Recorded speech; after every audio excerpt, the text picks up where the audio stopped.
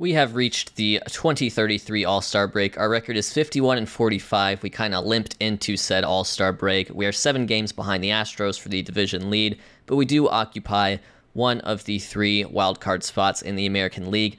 It's been a weird year. We're starting to get some guys back from injury. We're just adding Ethan Holiday and Dave Covert back into the lineup, with Alexander Albertus and Liddell Jungo being removed. I've also made a change at the 5th starter. That 5th starter is going to be, for now, Robbie Spector, who spent a lot of the first half of the season injured.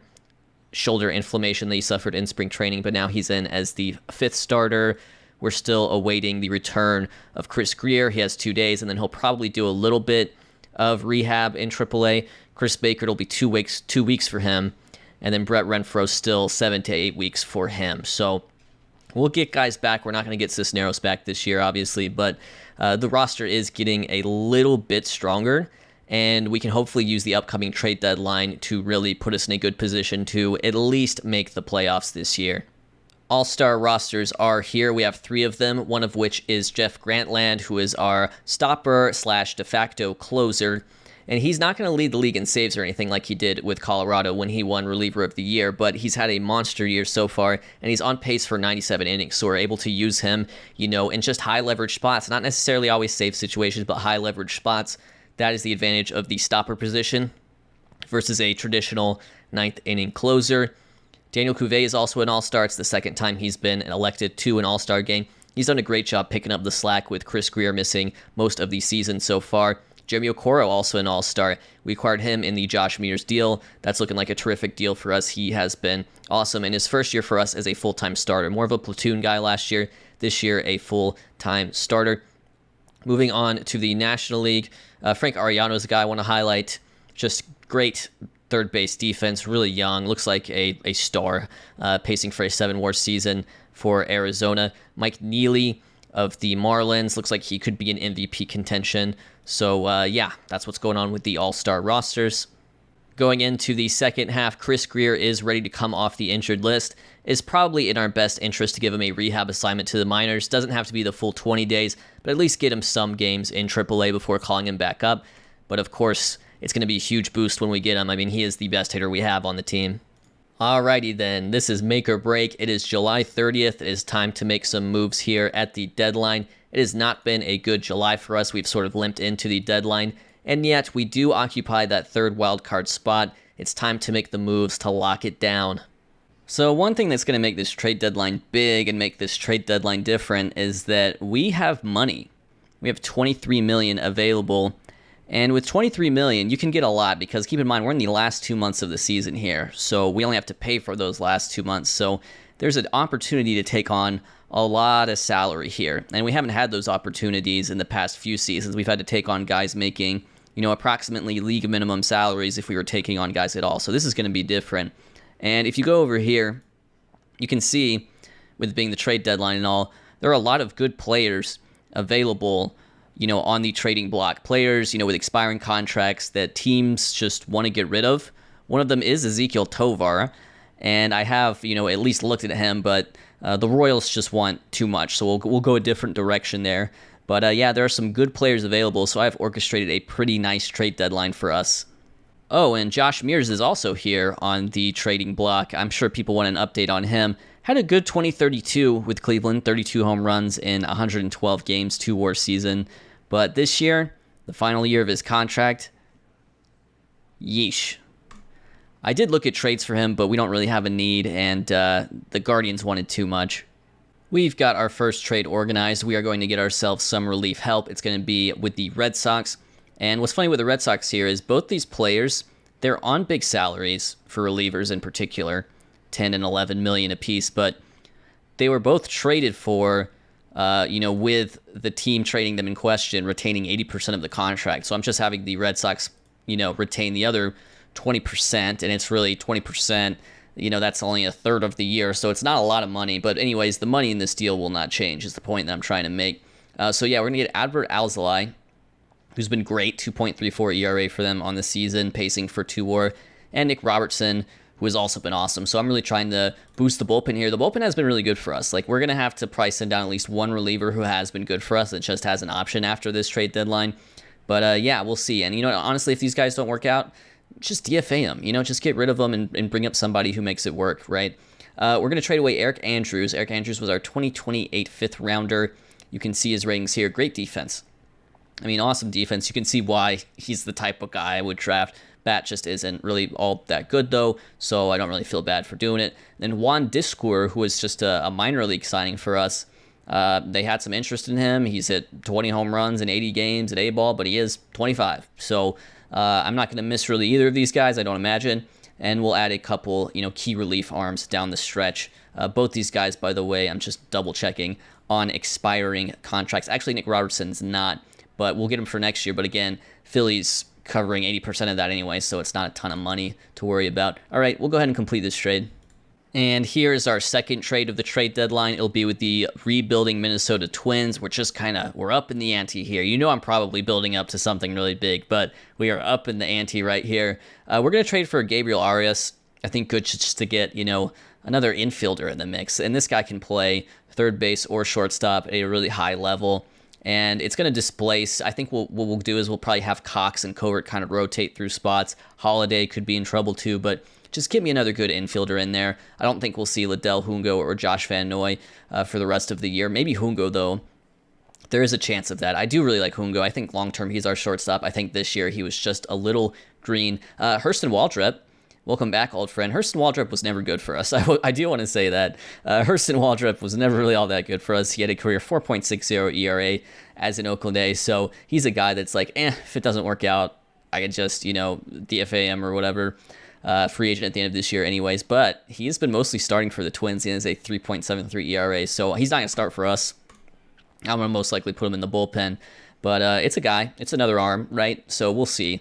It's just kind of a throw-in at this point. Arias is the main prize. That's a guy who's actually going to seriously feature for our team.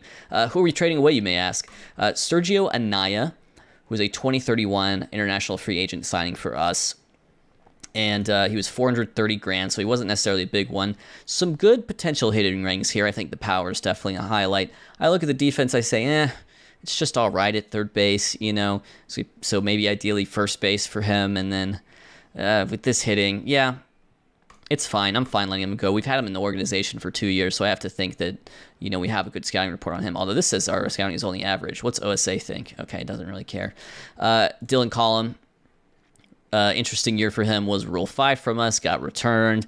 Might have had an option to make a start there at some point. We went some other guys over him like Luis Felix and Robbie Spector. So it's time to move on from him. He's clearly kind of low on the pecking order, and if a team wants him, a team wants him. Not much else to say. How did he get into this organization? Did I draft him? Let's see here. I didn't really say. He just has always sort of existed. Oh, here it is. No, sorry, 14th round pick in 28. So Dylan Collum, thank you for turning into a trade fodder at the very least. Gabriel Arias and Hurston Waldrep, welcome to the team. In the case of Hurston Waldrep, welcome back. This is it. This is what I am talking about. We are at the big boy table. It's time to make a big boy trade with the Pittsburgh Pirates. We've made a big boy trade with the Pittsburgh Pirates in the series already. We got Termarr Johnson and Jared Jones from them, so we are once again plundering the Pirates. Let's just get to the headline. It's Paul Skeens. We're going to trade for Paul Skeens. Paul Skeens is the reigning NL Cy Young Award winner in this series, 2032. He won it. He also won it in 2030. His 2033, which is the last year of his contract, his big extension he got from the Pirates, not as good as some of those years, but you look at the good old peripherals, right? And he's still, 2.3 WAR at this point in the season, so probably pacing for like 3.5. I think we've got a pretty good defense behind him. So, Paul Skeens. We're going to trade for Paul Skeens. That is absolutely the headline of this deal. And we need the starting pitching help, and it doesn't get much better than Paul Skeens, right? But I do want to focus on some other things, too. So Jamie Bennett is a reliever. He's young. He's on a minimum salary. He's got options. I don't even know if he'll start with the team. We may start him in AAA. We'll see. He's got options. All right, let's talk about who we're trading away. So we're going to trade away Varbuena, is probably the biggest one in terms of prospects. We signed him for $2 million in 2031, and he's a reliever prospect. And honestly, he's got 40 stamina. Even with these two pitches, he could maybe start. If he got a third pitch, he could definitely start, and he could be a really nasty starter. Just 70 stuff potential, 70 home run allowed potential. My goodness, he could be really good. Like, down the line, this is going to be probably a pretty good player. But, you know, if you're going to trade anyone for Paul Skeens, it might as well be like an 18-year-old reliever prospect, right? Johan from Brownlee's the guy who I'm kind of sad to see go. 23-1 6th rounder. I think he very much had a future as like a 4th or 5th outfielder for us. But that's a role player. He was a role player. Alec Ritchie, reliever prospect, 2032, 6th rounder. Again, looks like he could be good, right? But these are reliever prospects. Chris Walker, 2028, 11th rounder. You know, it's fine. I mean, Damani Hairston is basically a better version of what he is. So that's the trade, at least so far. So here's the part I want to talk about. Dan Wagner. We're going to get Dan Wagner in on this deal. Dan Wagner is a starting pitcher, and unlike Paul Skeens or Gabriel Arias, you know, or just, he's got years of control.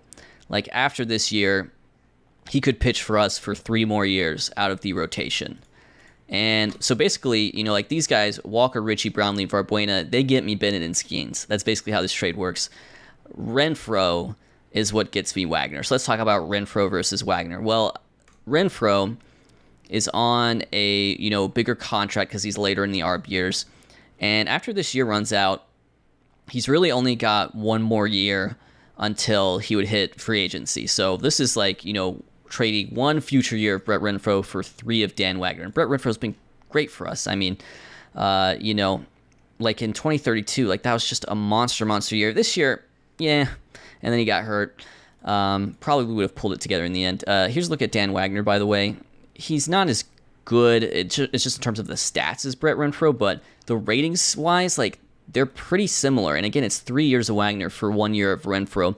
And the biggest thing with Wagner is, just in the short term, like, he can pitch in the next 5 to 6 weeks, and Brett Renfroe can't because he's hurt. So that's a big thing. Like, you know, those are precious weeks throughout the season. We're not going to get Brett Renfroe back theoretically until September. So that's why I introduced this element of the trade. I trade Renfroe, I get Wagner. Also, Renfroe and Pitzer are on the same, like, they would have reached free agency the same year anyway, so that also would have been tricky.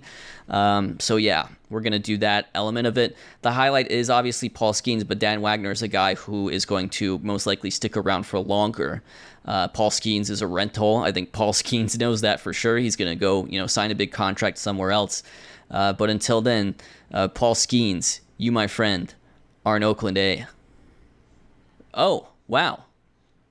We actually got an achievement for that. That counts as trading for an MVP, but he hasn't won an MVP. He's won a Cy Young Award. But that's great.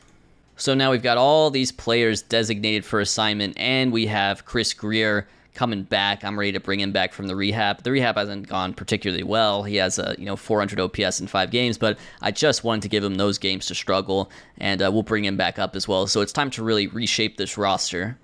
All right, here's how I decided to handle it. It wasn't easy. There were a couple guys I ended up sort of disrespecting, and I feel bad about it. And, you know, if there's any sort of injury, if anyone struggles, like, they will be back in the mix for sure. But they did help us a lot in the first half of the season. I feel bad just for, you know, using options, basically.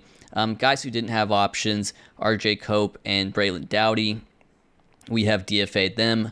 Would love to send them back down to AAA, but if someone claims them, totally understand. Luis Felix DFA'd because I just don't want him on the 40-man anymore.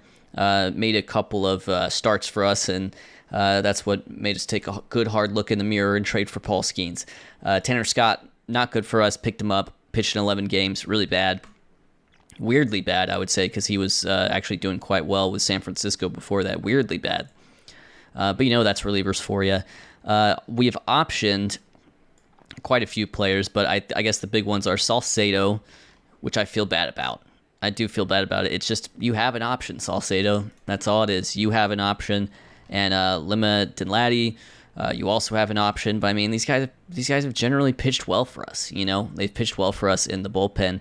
And, you know, some of these guys that are going to be replacing them in the bullpen, I could see us just getting rid of them and calling these guys back up at some point. Robbie Spector, sent him back down to AAA, made 1 start for us, and I would still rather have him than Felix on the 40-man, and he's somewhere on the starting pitching depth, although probably like, 9th right now, you know, so chances are he won't start a game for us this season. I guess 8th. But yeah, so that's how, or at least that's how we're going to set it up in terms of the players we got rid of. Let's talk about the players who remain. I'll start with the pitching because that's given me the biggest headache, but here's how I'm going to set it up. Paul Skeens is going to be our number 2 starter because, Tyler Pitzer, he's got tenure. He's a dog too. Mike Drake, Cam Kennedy, Dan Wagner in that 5 spot in this rotation.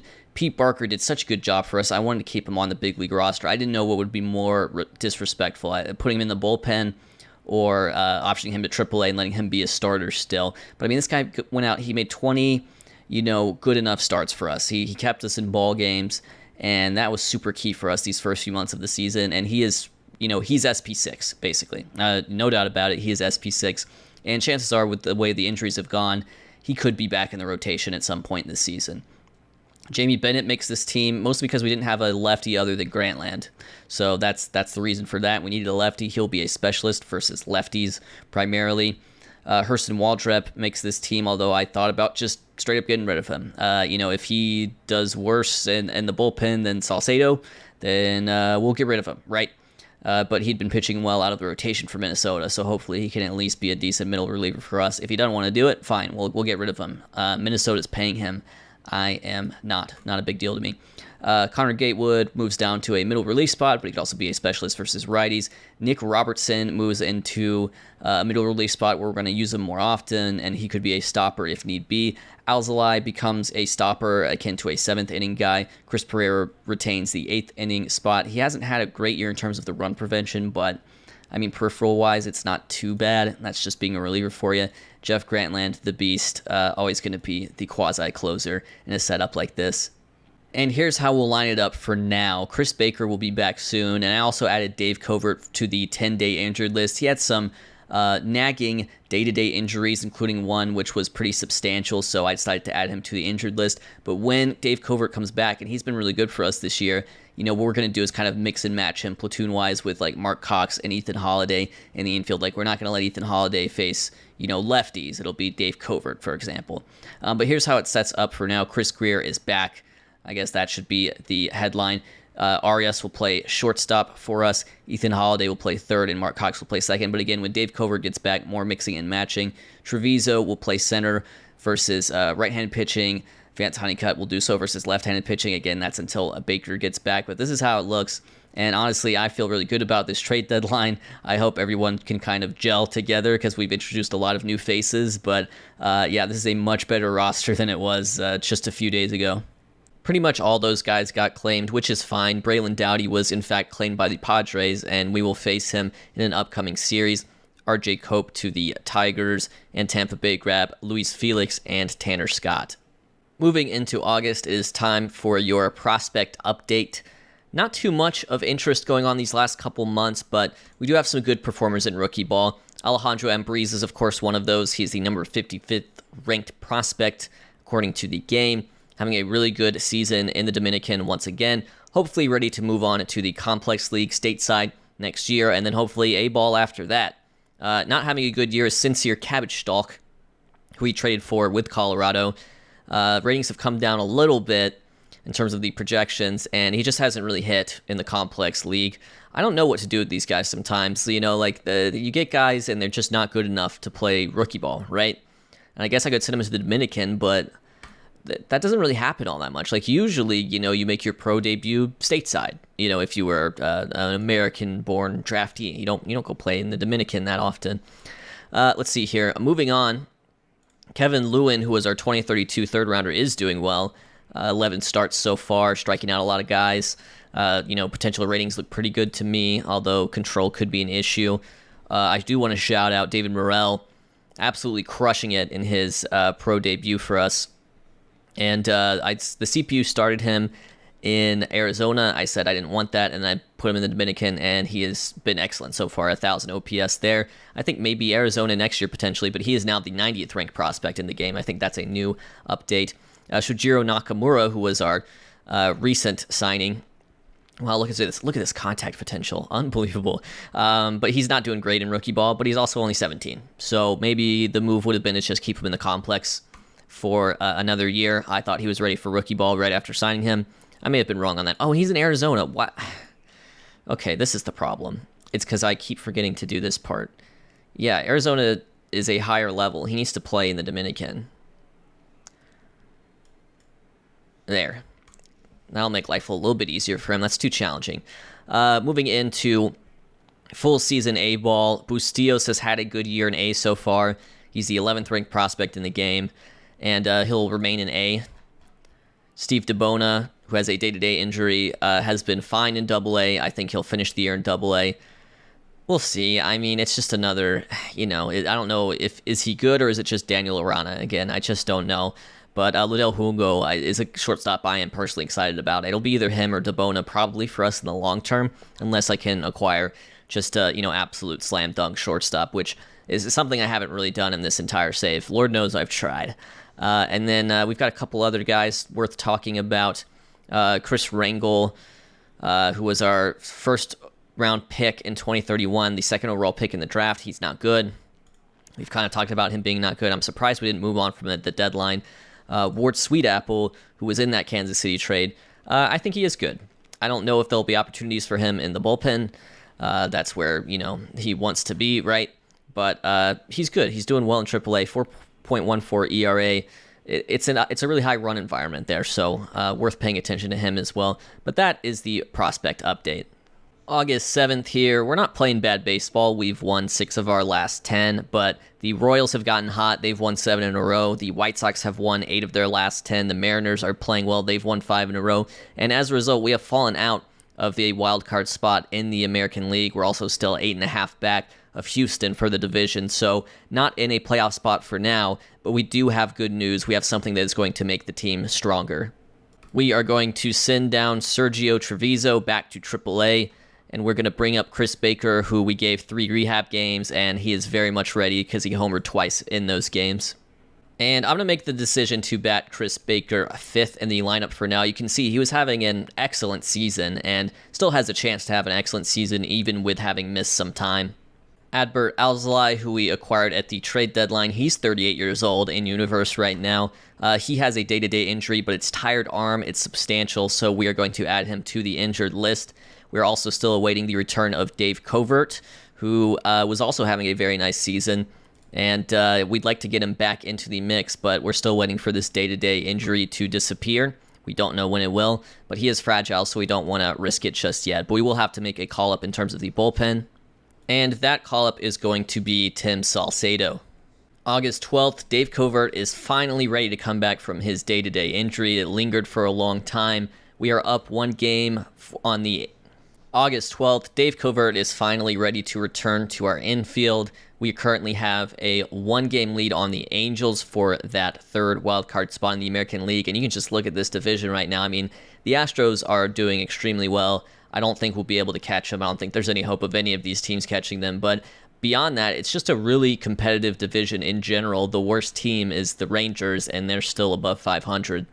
With Covert ready to return, we are going to have to say goodbye to someone whose name I haven't said a lot, but has been a part of this team for quite some time. It's Alexander Albertus.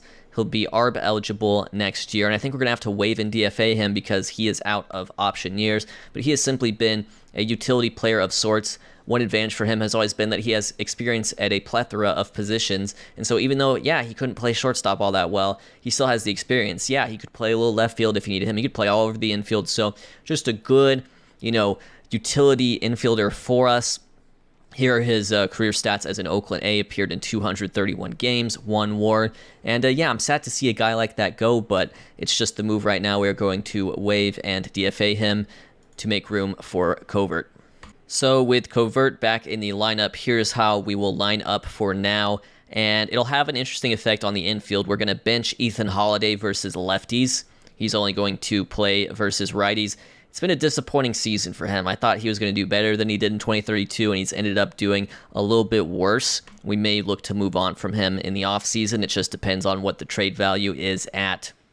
And then as far as Mark Cox goes, he kind of finds himself in a platoon too, because he's going to play versus left-handed pitching, and then versus right-handed pitching. I'm going to have it set up to where he is playing, here's how I want to do it, like every other game at second base.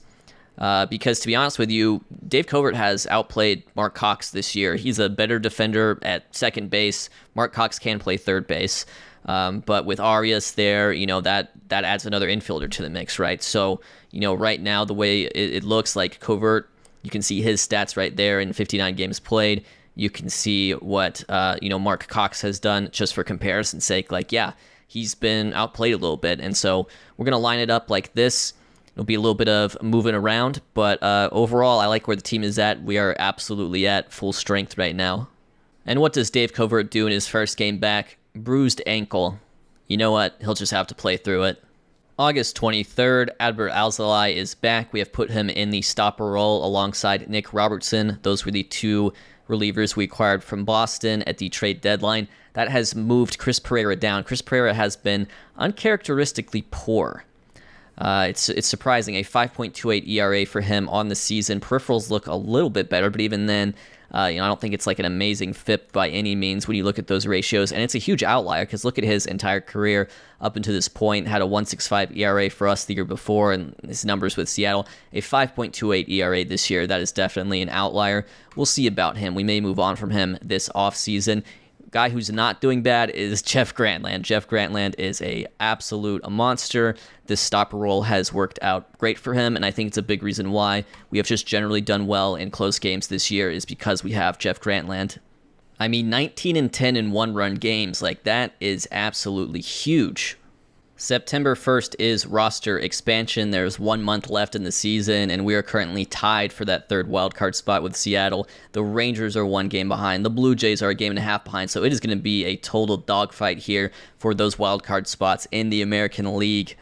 With roster expansion in effect, I'm going to call up Albertus, who took his DFA nicely. Nobody claimed him, and then we sent him down to AAA. And I'm also going to call up Salcedo. And then the big change for September in terms of our pitching is I'm going to go to a 6-man rotation. I'm going to throw Pete Barker back in there, and hopefully that keeps everyone healthy and productive, and they can pitch deep into games if they need to. But I'm going to go for that 6-man rotation, give everyone an extra day of rest. September 13th, we are 77-66. Ladies and gentlemen, we have gotten hot, and the Houston Astros are not. So in terms of the wild card race, which I mean that's really important too. Like we have to make the playoffs. We know that we have to make the playoffs. We're sitting in a better position than we have been post trade deadline. We are 3 games up on the Royals, who are themselves a game up on the Blue Jays. So we're basically 4 games up in terms of just making the playoffs in general. In the division, however, we have won 7 of our last 10. The Angels have gotten crazy hot. They've won 9 of their last 10. And the Astros have limped some. So as a result, the Angels are only a half game back, and we're only 3.5 games back in terms of the division. So we'll just have to see how things go down the stretch. But a lot of options here. We're still trying to, get that wild card spot at the very least. And yet at the same time, we could have a shot at the division still. September 17th, we are 80-67. Some sad news, though. Gabriel Arias, torn abdominal muscle. That is a 6 to 7 week injury, and given the timing of this injury right here, most likely he would miss the rest of the regular season and seemingly all of the playoffs. We'll see how the schedule ends up, but this could be a season ender for Arias, and that's a huge bummer. We acquired him at the deadline. He put in 38 really good games for us. He had a 112 OPS plus, .7 WAR. Like, yes, I'll take that. I'll take that all the way. Unfortunately, this injury means he will not be part of the club, at least for the rest of the regular season, and it seems like at least the vast majority of the playoffs. So we're going to move Holiday back to shortstop, but we're still going to bench him versus lefties. I'm going to make kind of a crazy move. I'm going to start Josh Van Noy versus lefties, and here's my reasoning for that. Ethan Holiday really can't hit lefties. Josh Van Noy can't hit lefties or righties, but at the very least, Josh Van Noy can be a generationally great defender at shortstop, which Ethan Holiday can't do. So that's going to be my decision. We're going to move Ethan Holiday back to shortstop against the righties. That'll let Mark Cox and Dave Covert both play versus the righties, and that's how we'll set up. Well, here's the home stretch, ladies and gentlemen. We are 85-67. There are 10 games left to play in this season, and we have won 8 in a row. We've won 9 of our last 10. We have gotten hot, and as a result, we have a pretty good spot in terms of the wild card. Our magic number is 4, so I'm not worried about that. We are going to the playoffs. What I'm worried about now is the division, because we are only 1 game off of the Houston Astros, And with the teams in the Central not doing all that great, potentially whoever wins the West would indeed skip that wild card series and go straight to the division series, which is really what it's all about. Like, for me, the difference between winning the division and a wild card isn't that great if you're not getting that bye, that that ability to skip the wild card series. So with 10 games left, we will play against the Angels and Cleveland and Seattle. We won't get to face Houston again. I would have loved a showdown with Houston at the end of the year. That wasn't in the cards in terms of the schedule. We do have some guys playing through day-to-day injuries. That'll be something to monitor. Nick Robertson has a blister on his finger. That's 3 more days to go on that. And then Dave Sochi just came down with one that could affect him for sure, a strained back. But, I mean, at this point, like, this is now or never. Like, we got to play through it here. And that goes for Dave Sochi, and that goes for Nick Robertson. If those guys get hurt, I've got to accept the consequences. But, I mean, this is a lot at stake here, these last 10 games. Let's see how it goes. And we do take 3 of 4 from the Angels. That gives us a 1-game lead in the division. We have clinched our playoff spot already. It's just a question of whether it'll be the division or the wild card. We also have 3 games on the Central Division winners, the White Sox. That'll be something to monitor as well. We have 6 games left to play. We'll play at Cleveland for a 3-game set, and then we'll finish at home versus Seattle for the final 3 games of the regular season. The Astros also lose on our off day, so that lead is now a 1.5 games. Let's go day by day here. Playing at Cleveland. We lose 2-1. That hurts. That's a close one. All right, let's move on to these standings here. Next game versus Cleveland. 0.5 game is our lead now as Houston win. We win 2-1. All right, we win 2-1, and Houston loses, so the lead is back up to a 1.5 games. Our magic number is 3. How did we win that game?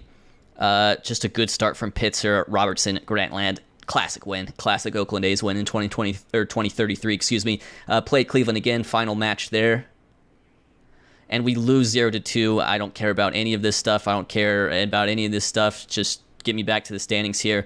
1 game is our lead on the Astros. We lose this one 2-0, aren't able to score. Mike Drake goes 7 solid. All right, so it'll come down to the series versus Seattle. Our magic number is 3. The White Sox are 87-72. We've got to keep an eye on them as well. All right, final few games of the season here. Let's go. A loss to Seattle, 89-71. The White Sox win again, so we only have a game lead on them. Keep in mind, winning the division isn't that important if we don't get that bye through the wild card round. Again, playoffs are clinched. We have that wild card, but it's going to come down to the last 2 games versus Seattle. And we lose that one too. But the Astros keep losing as well, and the White Sox lose again. So it's going to come down to this. White Sox are 88-73. So are the Astros. The Athletics here, we're 89-72. We're going for that 90th win. That would just clinch everything. We wouldn't be reliant on anything. I don't know how this tiebreaker would work between us and the White Sox. I don't know how it would work between us and the Astros if it came down to this. Let's just win this final game of the regular season. Who's going to be on the mound? Paul Skeens is going to be on the mound. I like that for us. Let's win versus Seattle. Let's win the 90th game. Let's not worry about it.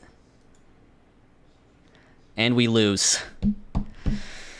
Okay, I don't really know how any of that works. White Sox also lost, and Astros won, so they're 89-73 alongside with us. I don't know. Are we going to have to play in this wildcard series? Do we own some sort of tiebreaker on them? I'm just not sure. There's no game 163 anymore, guys.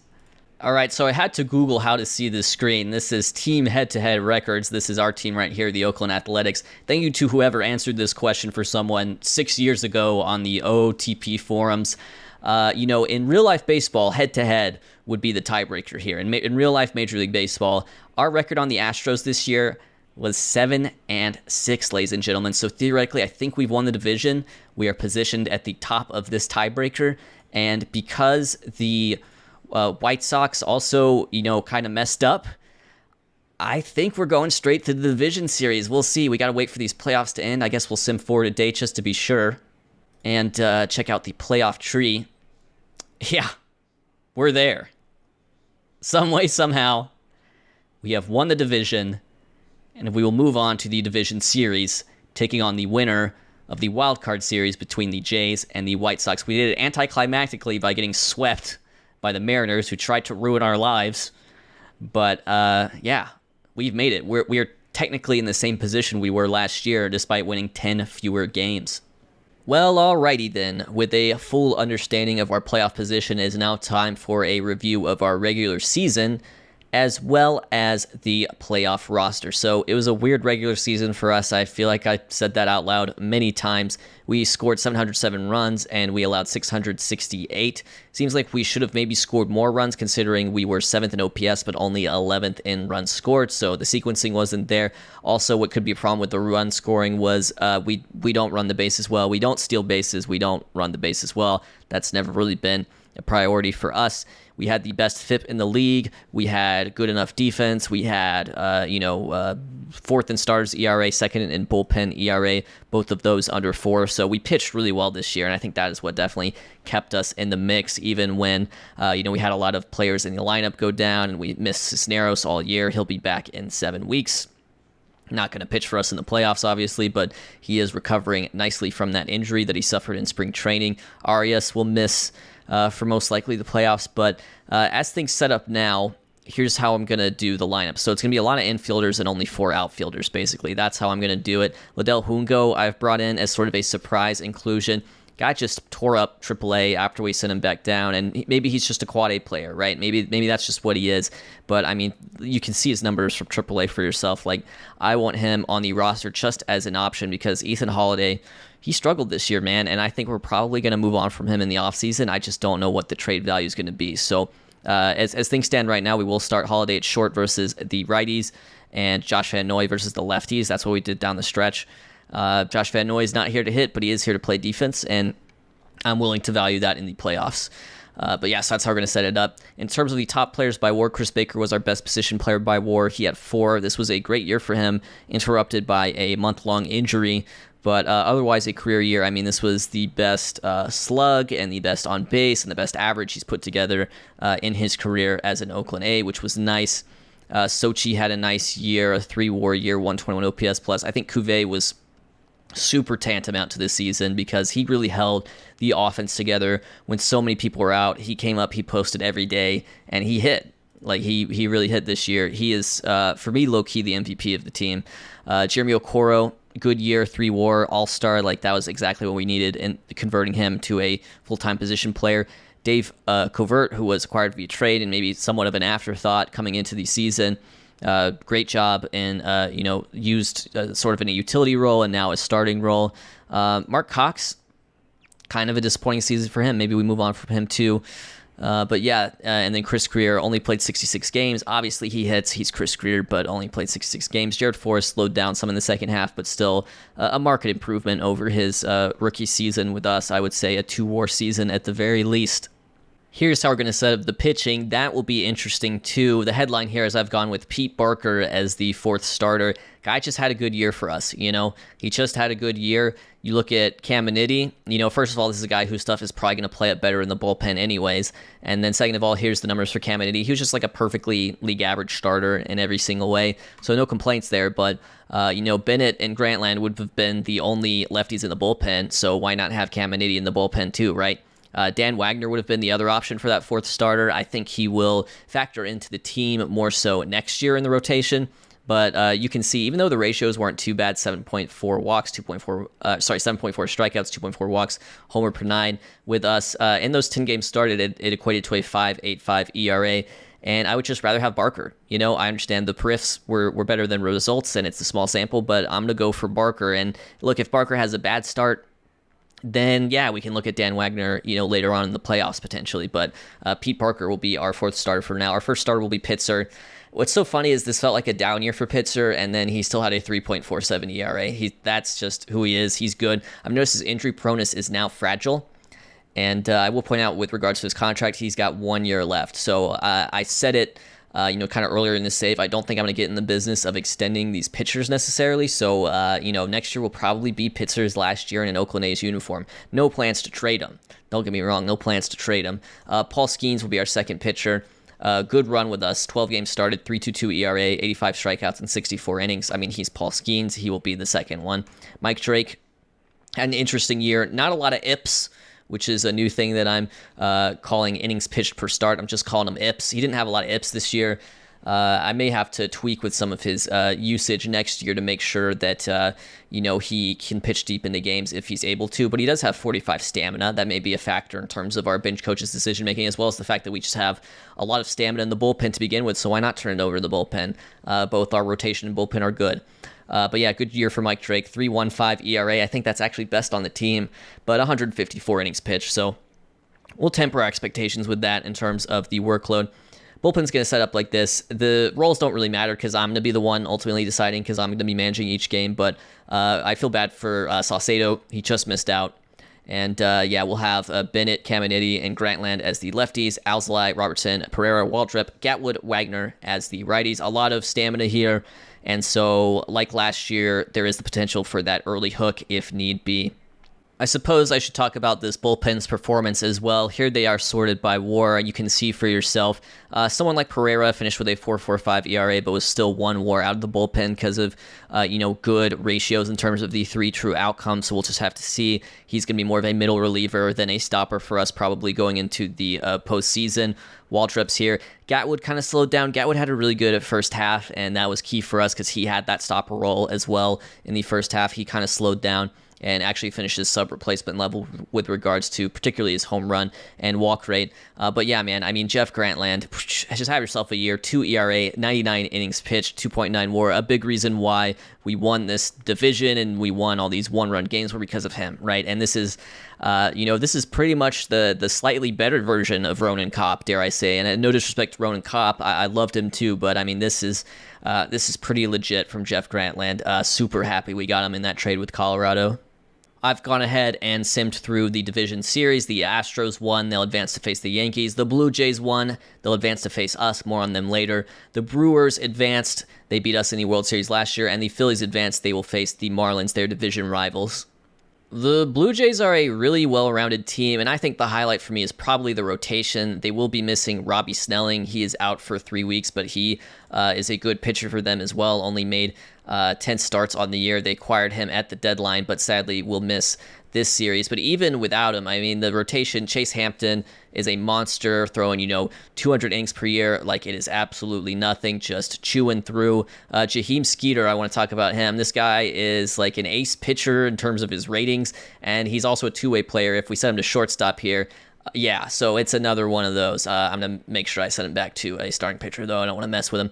Jaheim Skeeter's going to be there and also be playing shortstop for them. Ricky Tiedemann, we've talked about, just a strikeout beast in this save, but a lot of walks this year, 106, so we'll keep an eye out for that. Only 40 control. Adam Mazur, I mean, this is a great guy to round out your rotation. This is a great rotation for them. And then the lineup is good as well. It's deep. It's definitely headlined by this guy, though. That is Zach Pequeno, I don't know, but he's only 22 and he just hit 373.